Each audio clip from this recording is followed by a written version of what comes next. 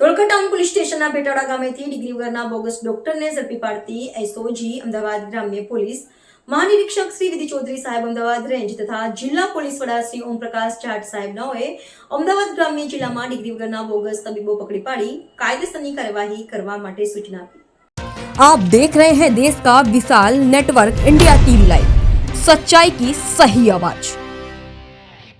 SOG આપેલ જરૂરી સૂચના અનુસંધાને Shri આર.એન. Karmatiya in charge police inspector નાઓના માર્ગદર્શન હેઠળ એસઓજીના એએસઆઈ ભરતસિંહ ખમાનસિંહ તથા પોલીસ કોન્સ્ટેબલ હાર્દિક કુમાર જયંતિભાઈને બાતમી મળેલ કે ચોક્કસ આધારપૂર્વક માહિતીના આધારે ભેટાવાડા ગામે ઘંટીવાળું ફળિયું દિલીપભાઈ જીવાભાઈ રાઠોડના મકાનમાં ડોક્ટર તરીકેની ગુજરાત સરકારશ્રીના મેડિકલ કાઉન્સિલની માન્યતા પ્રાપ્ત ડિગ્રી વગર એલોપેથિક તબીબની પ્રેક્ટિસ કરતો હોય અને ગેરકાયદેસર એલોપેથિક દવાઓ આપતો આરોપી પંકજ કુમાર સુધાંશુ કુમાર ડે હાલ રહે દિલીપભાઈ જીવાભાઈ રાઠોડના મકાનમાં ભાડેથી ભેટાવાડા તાલુકો ધોળકા જિલ્લો અમદાવાદ મૂળ રહે બિસ્વાસપારા મચલાનપુર 2 ગામ તાલુકો હાબરા જિલ્લો નોર્થ 24 પરગના પશ્ચિમ બંગાળવાળાને જુદી જુદી કંપનીની એલોપેથિક દવાઓ તથા ઇન્જેક્શન્સ તથા મેડિકલના સાધનો મળી કુલ કિંમત રૂપિયા 5,421ના મુદ્દામાલ સાથે પકડી સદર એસમ વિરુદ્ધ ધોળકા ટાઉન પોલીસ સ્ટેશન રૂઆઈઆરનો ગુનો રજીસ્ટર કરી આગળની કાર્યવાહી હાથ ધરી।